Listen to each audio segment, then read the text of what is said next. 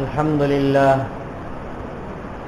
لله نحمده ونستعينه ونستغفره ونؤمن به ونتوكل عليه ونعوذ بالله من شرور أنفسنا ومن سيئات أعمالنا من يهده الله فلا مضل له ومن يضلله فلا هادي له ونشهد أن لا إله إلا الله وحده لا شريك له ونشهد أن سيدنا ومولانا محمدا عبده ورسوله وصلى الله تعالى عليه وعلى آله وأصحابه أجمعين. عن علي رضي الله تعالى عنه أنه قال: من رآه بدیہۃ ہابہ ومن خالطہ معرفۃ احبہ.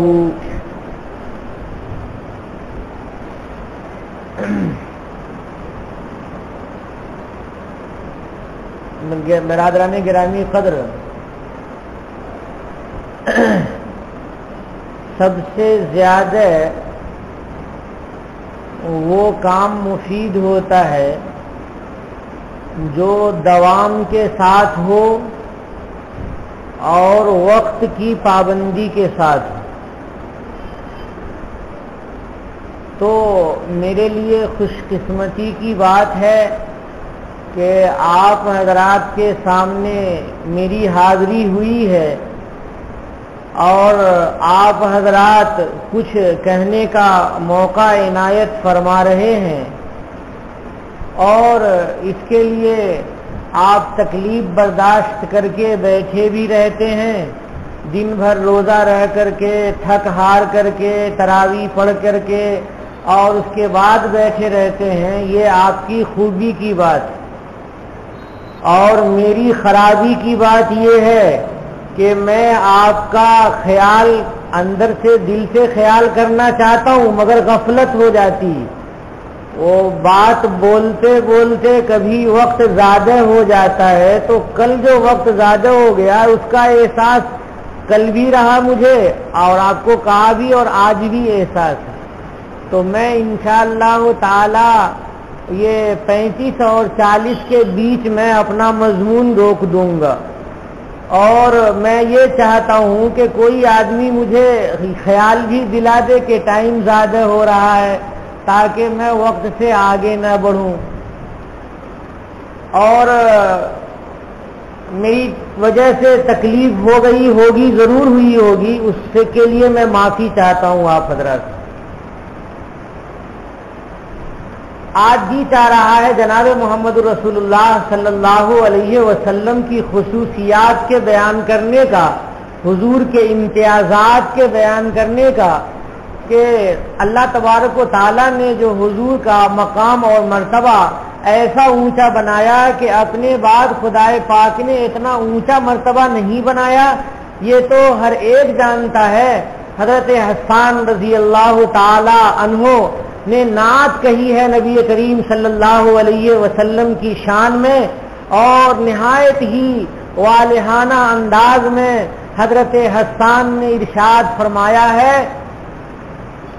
احسن منکا لم ترى قط عینی، احسن منکا لم ترى قط عینی، واجمل منکا لم تلد النساء.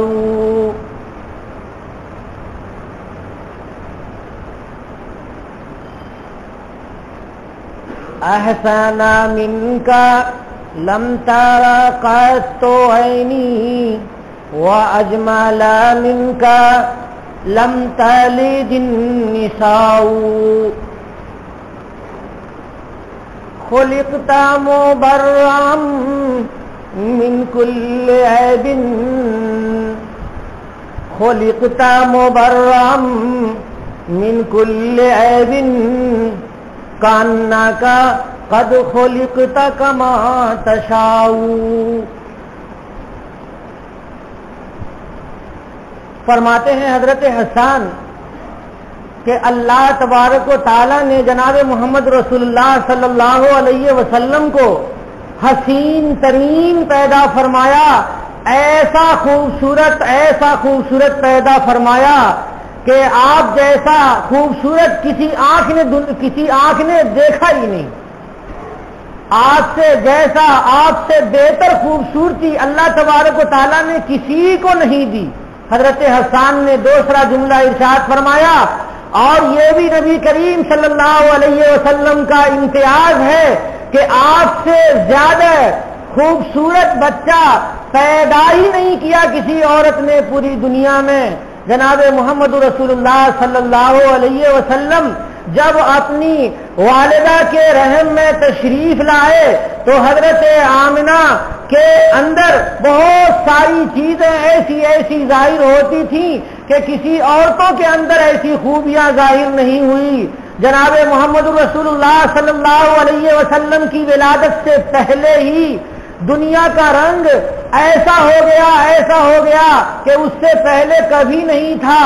میں نے بتایا کہ آسمان پر شیاطین کے جانے کے راستے بند کر دیے گئے، اور زمین پر جو باطل طاقتیں تھیں ان طاقتوں کو زلزلہ آ گیا، اور کسرا کا محل ہل گیا، ایسا ہلا کہ وہ چھوٹے چھوٹے گنبد نما جو کنارے بنائے ہوئے ہوتے ہیں اس کو کنگورے کہتے ہیں، وہ کنگورے گر گئے، اور سمجھ میں یہ نہیں آیا ان کافر طاقتوں کو کہ آخر کیا ہوا کہ پوری دنیا میں ایسا زلزلہ آ گیا، ایسا زلزلہ اس سے پہلے کبھی نہیں آیا تھا۔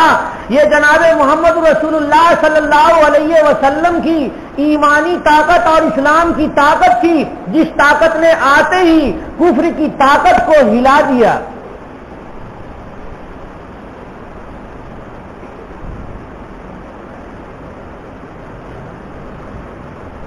جناب محمد رسول اللہ صلی اللہ علیہ وسلم کے بارے میں حضرت حسان نے جو دوسرا شعر ارشاد فرمایا ہے وہ ارشاد فرمایا کہ آپ صلی اللہ علیہ وسلم سارے عیوب سے پاک کر کے پیدا کیے گئے۔ ہر چیز میں تو عیب ہو سکتا ہے لیکن رسول اللہ صلی اللہ علیہ وسلم میں عیب نہیں ہو سکتا۔ حضور سارے عیوب سے بالکل پاک کر کے پیدا کیے گئے۔ فرماتے ہیں کہ ایسا لگتا ہے کہ حضور اپنے لیے جیسی نزاہت اور جیسی پاکی چاہتے تھے ویسے ہی اللہ تبارک و تعالیٰ نے آپ کو پیدا کیا۔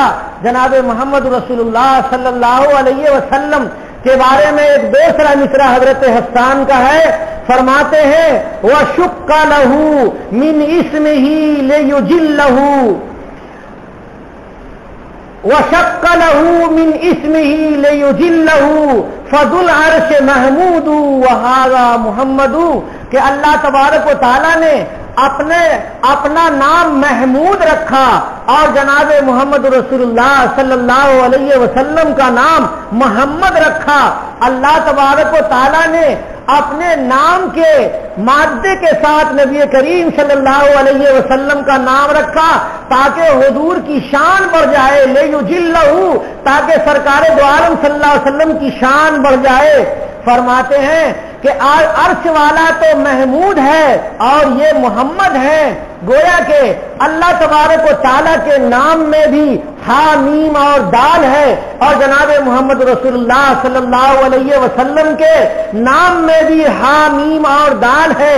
حضور اکرم صلی اللہ علیہ وسلم سے پہلے اس مادے کے نام نہیں رکھے جاتے تھے۔ عرب میں خالص نبی کریم صلی اللہ علیہ وسلم کے لیے خواجہ عبد المطلب کی زبان پر اللہ تبارک و تعالیٰ نے محمد بٹھا دیا، اور اللہ تبارک و تعالیٰ نے قرآن پاک میں رسول اللہ صلی اللہ علیہ وسلم کا نام احمد ارشاد فرمایا۔ اللہ کے نبی صلی اللہ علیہ وسلم جب بچے تھے، چھوٹے تھے، تو صحن میں کھیل رہے ہیں، صحن میں لیٹے ہوئے ہیں اور اپنے ڈولے پہ لیٹے ہوئے ہیں اور آسمان کو دیکھ رہے ہیں۔ حضرت عبداللہ حضرت عباس جو آپ کے چچا ہیں وہ قریب تھے۔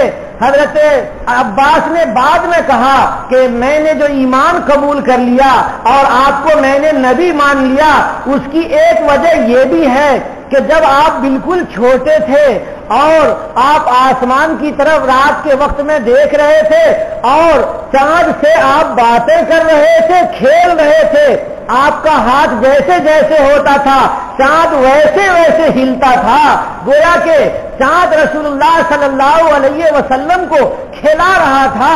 جناب محمد رسول اللہ صلی اللہ علیہ وسلم نے یہ بھی ارشاد فرمایا، اگرچہ یہ روایت سند کے لحاظ سے کافی ضعیف ہے، لیکن حضور کا ارشاد یہ نقل کیا جاتا ہے سیرت کی کتابوں میں کہ چاند جب اللہ تبارک و تعالیٰ کے عرش کو سجدہ کرتا تھا، وہ بھی اس وقت مجھے محسوس ہو جاتا تھا کہ چاند اللہ تبارک و تعالیٰ کے عرش کو سجدہ کرنے کے لیے گیا ہے۔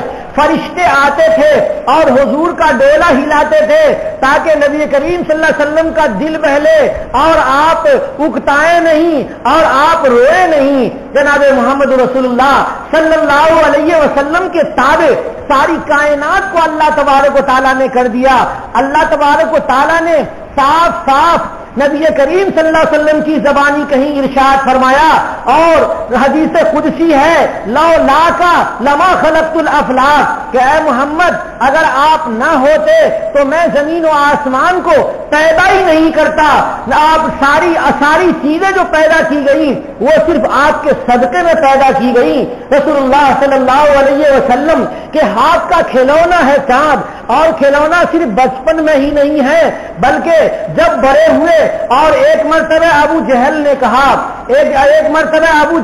کہا کہ اے محمد یہ جو چاند ہے کیا اس کو تم ٹکڑے کر سکتے ہو؟ رسول اللہ صلی اللہ علیہ وسلم نے تو سوچا کہ یہ تو اللہ تبارک و تعالیٰ کی طرف سے میرے ہاتھ کا کھلونا ہے۔ حضور نے چاند کو اشارہ کر دیا، چاند دو ٹکڑے ہو گیا، ایک چاند پہاڑ کے ایک حصے میں چلا گیا اور دوسرا دوسرے حصے میں چلا گیا، بالکل دو ٹکڑے ہو گیا چاند۔ یہ حضور کی نبوت ملنے کے بعد کا واقعہ ہے۔ اس نے کہا کہ یہ تو جادو ہے، قرآن پاک میں بھی کہا سحر مستمر، کہ یہ تو چلتا جادو معلوم ہوتا ہے۔ جادو میں تو حقیقت نہیں تبدیل ہوتی ہے اور معجزے میں حقیقت تبدیل ہو جاتی ہے۔ جادو میں تو صرف یہ دکھے گا کہ چاند الگ الگ ہو گئے، لیکن معجزے کا مطلب یہ ہے کہ حقیقت میں چاند ٹکڑا ہو گیا۔ حضرت موسیٰ علیہ الصلوۃ والسلام کی لاٹھی یہ معجزے سے بنتی تھی سانپ، تو حقیقت میں سانپ ہوتی تھی۔ ایسا نہیں ہے کہ وہ جیسے جادوگر دکھاتے ہیں جادو کہ حقیقت میں تو لاٹھی ہی ہے لیکن دیکھنے والے کی آنکھ بند ہو گئی ہے اور وہ اس کو سانپ دیکھ رہا ہے، ایسا نہیں۔ حقیقت میں چاند کے دو ٹکڑے ہوئے۔ اس وقت جب جادو کہا تو دور سے لوگ آئے، تشریف لائے، جو دور دراز کے تھے، جو سفر پر تھے، ان لوگوں نے آ کر کے گواہی دی مسافروں نے کہ عجیب بات ہے کہ اس دن تو دیکھا کہ چاند کے دو ٹکڑے ہو گئے تھے۔ جزیرۃ العرب میں جہاں جس وقت وہ چاند نظر آ رہا تھا رات کے اس حصے میں اس علاقے کے لوگوں نے بھی گواہی دی، اور مالی بار ہندوستان کے بادشاہ نے بھی اس زمانے میں دیکھا کہ رات کا ایک حصہ ہے اور اس حصے میں چاند دو ٹکڑے ہو گیا ہے۔ اس نے اپنے روز نامچے میں لکھوایا کہ یہ عجیب واقعہ پیش آیا کہ چاند کبھی ٹکڑے نہیں ہوتا تھا، لیکن آج رات ایک عجیب قصہ پیش آیا کہ چاند کے دو ٹکڑے ہو گئے، تو اس نے اپنے روز نامچے میں لکھوایا۔ حضور اکرم صلی اللہ علیہ وسلم کے تابع چاند بھی، ستارے بھی، آسمان بھی، زمین بھی، شجر بھی، حجر بھی، ساری چیزیں حضور اکرم صلی اللہ علیہ وسلم کے تابع۔ جب حضور چلتے تھے تو بادل سایہ کر دیتا تھا، جب حضور کسی درخت کے پاس سے گزرتے تھے تو درخت کہتا تھا السلام علیکہ یا رسول اللہ۔ حضرت ابو بکر کے گھر میں ایک پتھر رکھا ہوا تھا، اس پتھر کے پاس سے جب رسول اللہ صلی اللہ علیہ وسلم کا گزر ہوتا تھا تو وہ پتھر سرکار دو عالم صلی اللہ علیہ وسلم کی خدمت میں سلام پیش کرتا تھا، السلام علیکہ یا رسول اللہ۔ یہ رسول اللہ صلی اللہ علیہ وسلم کو پتھر بھی سلام پیش کر رہا ہے۔ چاند کی طرح سورج بھی سرکار دو عالم صلی اللہ علیہ وسلم کے تابع کر دیا۔ حضرت نبی کریم صلی اللہ علیہ وسلم حضرت علی رضی اللہ تعالی عنہ کے ساتھ مقام صحبہ میں لیٹے ہوئے ہیں، سورج لیٹے ہوئے ہیں اور اپنا سر حضرت علی کی گود میں رکھے ہوئے ہیں. حضور کو نیند گہری آ جا رہی ہے. تھوڑی دیر کے بعد سورج غروب ہو گیا. حضرت نبی کریم صلی اللہ علیہ وسلم کی نیند کھلی تو پوچھا اے علی کیا آپ نے نماز پڑھ لی؟ حضرت علی نے کہا یا رسول اللہ آپ اپنے سر مبارک کو رکھ کر کے تھکے ہارے سو رہے تھے. آپ کی نیند کی وجہ سے اور آپ کے نیند کے کھلنے کے ڈر سے میں نے نماز نہیں پڑھی ہے. رسول اللہ صلی اللہ علیہ وسلم نے دعا فرمائی کہ اے اللہ ساری چیز آپ کی قدرت میں ہے, یہ سورج بھی آپ کی قدرت میں ہے اور میں نے اور علی نے نماز نہیں پڑھی ہے. اے اللہ اس سورج کو واپس فرما دے. تو تاریخ گواہ ہے کہ سورج واپس آ گیا اور عصر کا وقت ہو گیا. پھر دوبارہ رسول اللہ صلی اللہ علیہ وسلم نے حضرت علی کے ساتھ نماز پڑھی. اس کے بعد پھر سورج جا کر کے غروب ہوا. یہ رسول اللہ صلی اللہ علیہ وسلم کی خصوصیت ہے.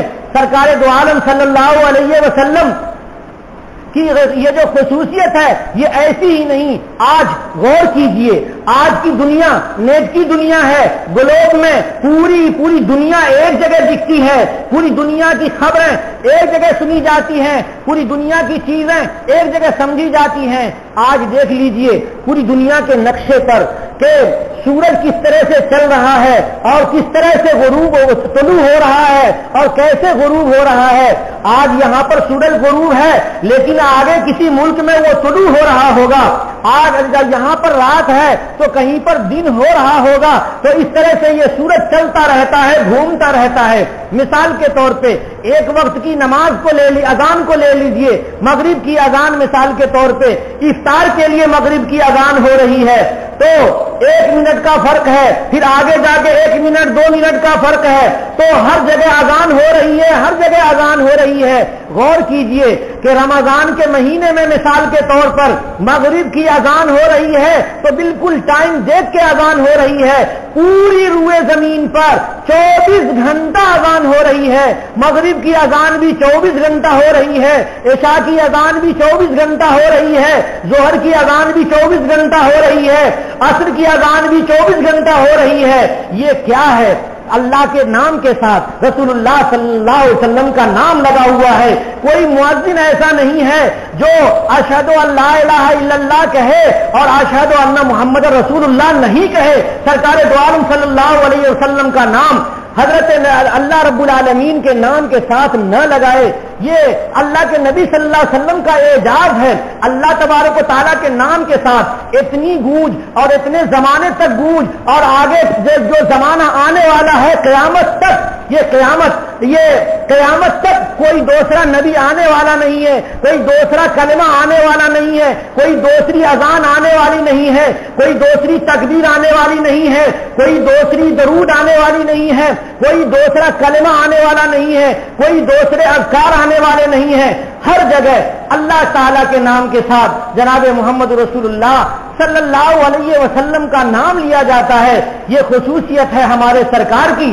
اس لیے یہ جو رمضان کا مہینہ ہے اس مہینے میں خاص طور سے سرکار دو عالم صلی اللہ علیہ وسلم پر درود شریف پڑھنے کا ایک معمول بنانا چاہیے تاکہ حضور کے جو احسانات ہمارے اوپر ہیں, کہاں ہیں حضور, کس ملک میں ہیں, اور فکر ہماری بھی سرکار دو عالم صلی اللہ علیہ وسلم کو ہے. ہم میدان محشر میں ہوں گے تو حضور یہ نہیں کہیں گے کہ تم عرب کے نہیں ہو, تم قریش کے نہیں ہو اور تم ہمارے نہیں ہو.